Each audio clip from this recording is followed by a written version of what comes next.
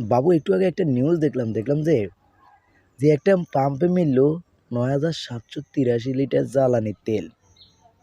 কয়েকদিন আগে আমি দেখছিলাম যে একটা পাম্পের একটা লোক ভাই বলছিল যে এমন কোনো পাম্প নাই যে পাম্পে তেল নাই। তো বলাটার কারণ কি, সে বলার কারণ হয়েছে যে ওই সিন্ডিকেট করবে। যখন ২০০ প্রতি লিটার ২০০ টাকা হয়ে যাবে বা ২৫০ টাকা হয়ে যাবে, সিন্ডিকেট করবে, দাম বাড়ায় বিক্রি করবে, তখন অল্প অল্প পুঁজি বেশি লাভবান। এখন আপনি দেখবেন যে প্রতিটি পাম্পে তেল আছে, তারা সিন্ডিকেট করার জন্য, তারা টাকা বেশি ইনকাম করার জন্য বলতেছে যে টাকা নেই। কোথায় আছে, কোন সিন্ডিকেটের দেশে আছে দেখছেন? আর এদিক দিয়ে দেখছেন যে কয়েকটা বাইকার পড়ে আছে শুধু একমাত্র তেলের কারণে আসতে পারে না। যে এই বৃষ্টিকে, গতকালকে বৃষ্টি হয়েছে ওই জায়গায়, বৃষ্টি হওয়ার পর ওই বৃষ্টিতে ভিজে সারা রাত বৃষ্টিতে ভিজছে, আর এখন শুকাই দিচ্ছে, এখনও ঘুমাচ্ছে, বৃষ্টি তেলের কারণে আসতে পারেন।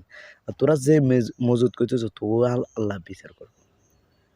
এভাবে সাধারণ মানুষকে করতেছ, সাধারণ মানুষকে ভোগাইতেছ, যে তেল সিন্ডিকেট করতেছ।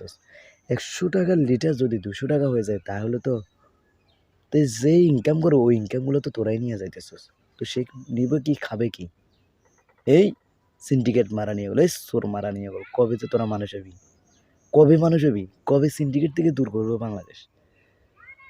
হ্যাঁ, দুর্নীতিমুক্ত, সিন্ডিকেট মুক্ত, এভাবে কি দেশটা আর রক্ষা পাবে না আমাদের?